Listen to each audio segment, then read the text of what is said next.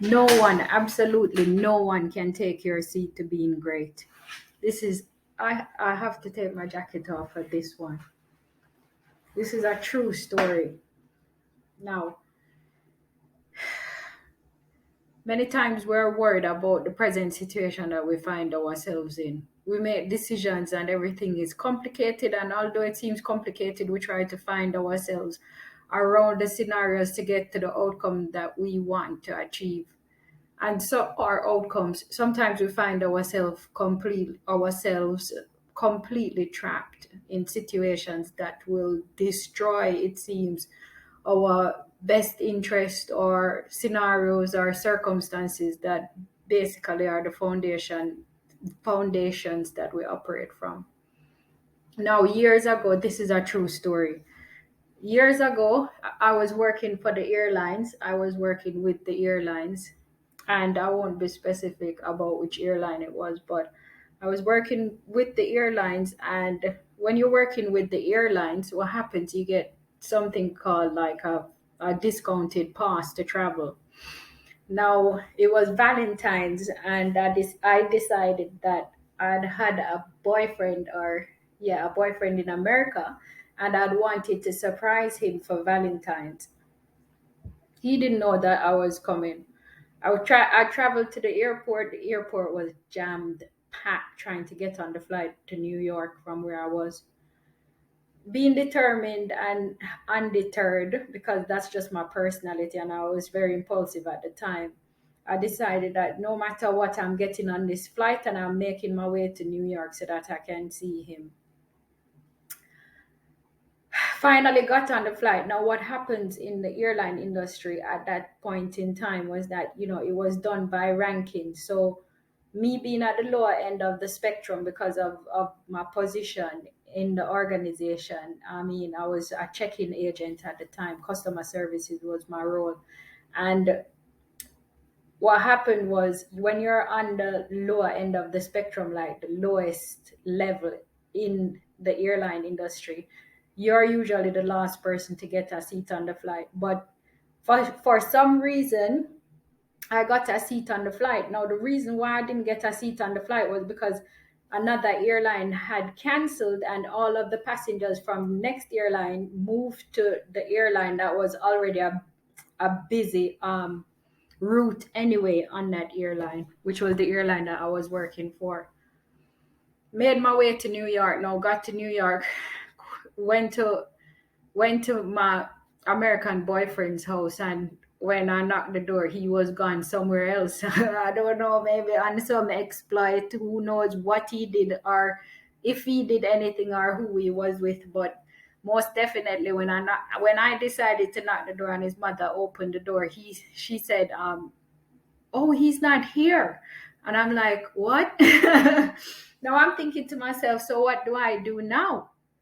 Like, he's not there. The flights are full.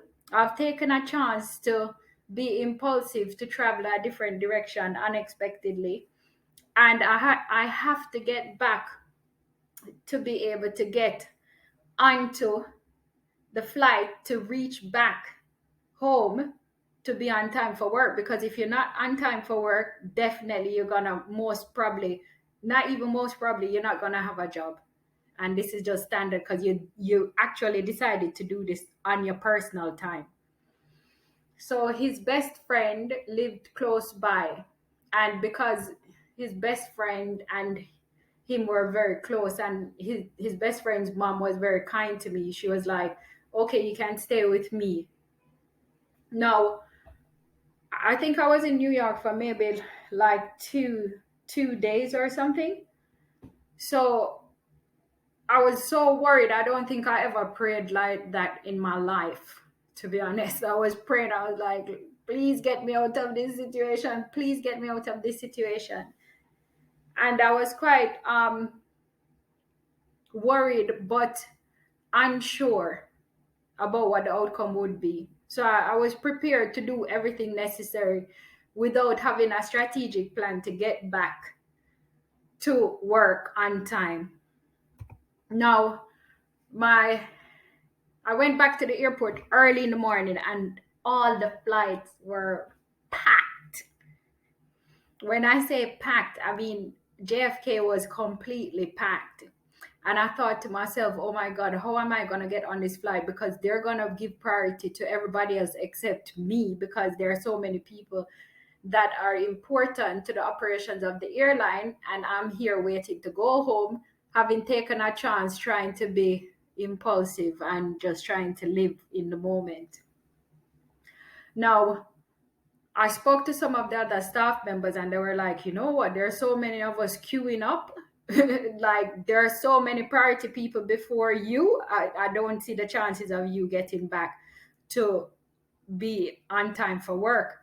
So instinctively, I waited at the airport and I saw a pilot and some flight attendants. And I spoke to the pilot and I said to him, listen, I have to get back to work.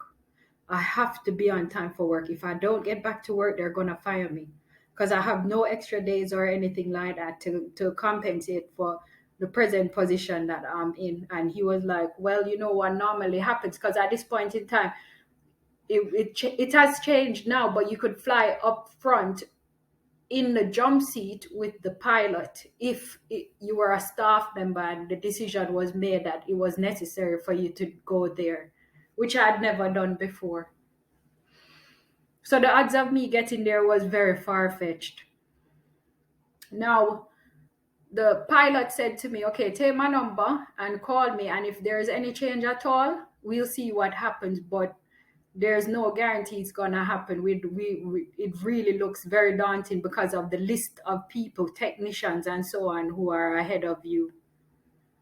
Now, deflated, demotivated, despondent, all the D's that you can think of, I went back to my American boyfriend's best friend's mom's house and spent the night there again, sleeping on, I think it was some pull out bed or something. Frantic, panicking, thinking, oh, how do I get myself out of this scenario? Because I have to be at work tomorrow. I have to be at work tomorrow. I'm in New York and it takes me like 3.5 hours to get home on flight, much less to actually get to work on time. So I prayed again. I kept praying and I was just like, please help me, please help me. So I'm thinking there's no chance I'm getting out of this one. And believe me, it's actually, if you listen to the end of the video, there you can see why there was no chance of me getting out of that one. So I got dressed, went to the airport again the next day. I think there were like 58 additional passengers waiting to be listed for seats. They were on standby as well as staff members. So I got there like very early in the morning. I think it was like 5 o'clock or something like that, because this flight leaves out very early. So I waited to see the pilot and I finally saw him and I said to him, oh my God, is there any chance I'll get on this flight? And he's like, it looks very daunting. Like there are so many. Look at the airport. I looked around. The airport was jam packed. JFK was jam packed. I saw some staff members that had seniority over me and said they came to me, like a group of them were there waiting to get on, and they were like, do you know what, it's not happening, we have to get back to work on time. And they were like, come with us, signaling, come with us, we're going to try for the other airlines and then reroute through a different location and then connect so that we can get there on time. And I said, you know what, I paused for a minute and I said to them, I'm getting on this flight. I'm getting on this flight. I can't come with you because I'm getting on this flight. They were like, okay, well, if you want to live in an if you want to be delusional about the idea of getting on the flight, then go right ahead. So me being very determined, because this is my personality anyway. I mean, it's really grown in terms of determination. And I waited at JFK airport. When they're checking you in at JFK airport, after you get checked in, there's a waiting area where you'll just have to sit there and wait. But what happens is at the end of it, you'll know if you've gotten on the flight as a staff member. So I sat there and I watched all passengers board that flight. One at a time, they went on the flight. And I was the only person left outside. And there, normally you'd see like the customer service agents dealing with the tickets and so on, closing off everything and finalizing everything. And I sat there. I was the only person. Everybody got on the flight but me.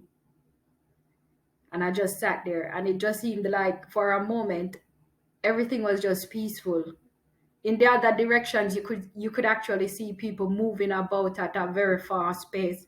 And I sat there by myself with my luggage just sitting there saying, I thought you said that if I had faith that I would get on the flight. That was like a deeply embedded thought in my mind, in my subconscious mind, saying I believed with everything in me that I was going to get on the flight. All of a sudden, I saw the door closing. And I thought, yep, at least I tried, All of a sudden, the door opened. I saw the door closing and the door opened. And a young lady walked through the door. And when she walked through the door, she approached me very quickly. And she said to me, excuse me, are you Michelle Samuels? And I was like, yes. And I nodded my head, yes. And she said, the pilot says you can get the jump seat. And I was like, I just picked my luggage up and I moved very quickly. And it was a totally new experience for me because I'd never been in the jump seat. I'd never flown up front. And I had to get on the flight quickly because it had to go on time anyway. So I got onto the flight and they escorted me and showed me, where to sit and so on. And it was such a beautiful view when the flight took off and everything, and you're at the front with the pilots. And when I was strapping up and everything, the pilots looked around at me and they said, you can smile now. I just smiled to myself. And it was such a beautiful journey. Now, the beauty of it wasn't necessarily that the journey itself was beautiful, but it was the fact that I was able to overcome that scenario, but I was still constrained in terms of time to get to work, because yes, I was at the flight, but the odds of getting through customs and actually getting home to be picked up by the staff bus and getting to work or finding my way to work was very, very, very, very, very, very small. So we flew into the airport now. And when we flew into the airport, I don't know, I must have moved very quickly through getting my luggage, which I didn't have luggage. I had a pull on. So I quickly went through customs. And for some reason, I decided, you know what, once I exit, I'm going to jump on one of the transports that, you can pay extra and they'll take you straight home. And I jumped on one of the buses and the bus took me privately straight home. When I jumped on one of the buses, I got home. When I got home, I didn't even shower. I didn't do nothing at all. I just jumped into my uniform. And as soon as I jumped into my uniform, I heard beep, beep. And the bus was there at the gate. The bus was at the gate. And I walked out and I went onto the bus, and there was another girl that's working with me. She just looked at me and she was like, I thought you were in JFK. So apparently what happened, and I'll tell you what happened with the staff members while I was in JFK. But so the bus drives me like an hour to work, and then I'm on time, exactly 3:00. I open the door and walk through, and every staff member that works with me, they turned around and were shocked, mouths open, everything. They were like, how did you get here? We thought you were stuck in JFK. Apparently, some people were placing bets on the fact that I wasn't going to make it at all. And I turned to this girl and I said to her, I flew. So my point is that no one can take your seat to being great, because had it none, it's funny because that circumstance actually changed the direction of my life. And being stuck in JFK, had those things not happened, it was almost preparing me to be able to understand that I was able to overcome so many different hurdles that were ahead of me that I did not have a clue about. But it was necessary for me to have that experience, and whatever impetus was there for me to take that action in the direction of moving towards my American boyfriend. Him not being there, probably who knows where he was. It was Valentine's, so let us speculate a little bit. And then maybe he was busy, but or not. Um, my point is that it was actually preparing me for the things that were ahead of me. And although there were so many people who had seniority, who had experience, who were greater earners than me, who had, well, I don't know about the party aspect of it, but I can't suggest anything on the part of the airline that may compromise them. They had parties, they had people on standby, and there are so many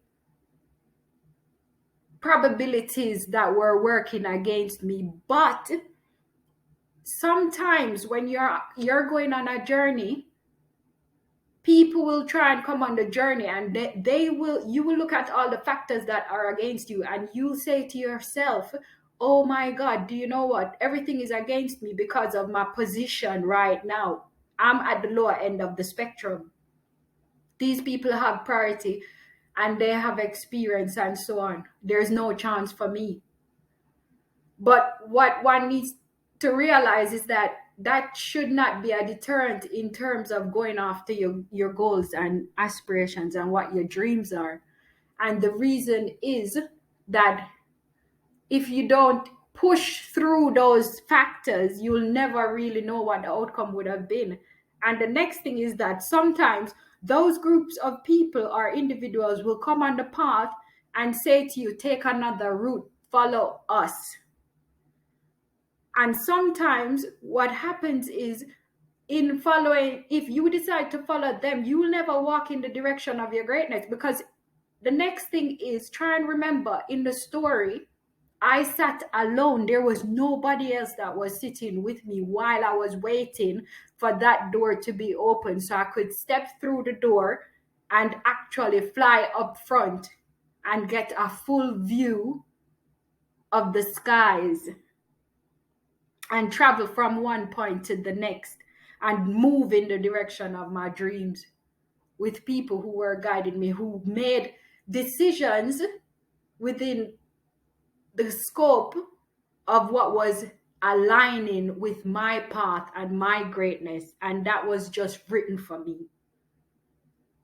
So I just want to encourage those people out there. I'm not telling anybody to try and go and see their boyfriends or husbands or see a flight that's packed or everybody's on standby and you're saying, no, I'll get on. Michelle said I'd get on. No, I'm not saying that to you at all. I'm saying just like take from that and apply it, if possible, to certain scenarios that work for you in your unique circumstances. And if there's value in it, apply it to your own life. You understand? So this is just a true story that I decided to share with you guys, to give you encouragement and to say, stay on the path, keep focused on your goals. And just because you're at a young stage or an early stage or a stage of recovery or a stage of learning, sometimes the path brings you so many new experiences, if it is that you are willing to push yourself through those experiences and to build character in yourself as well, and to see characteristic traits that you weren't even aware that were there. and to grow from them, learn from them, and to use them and transfer them into future situations so as to overcome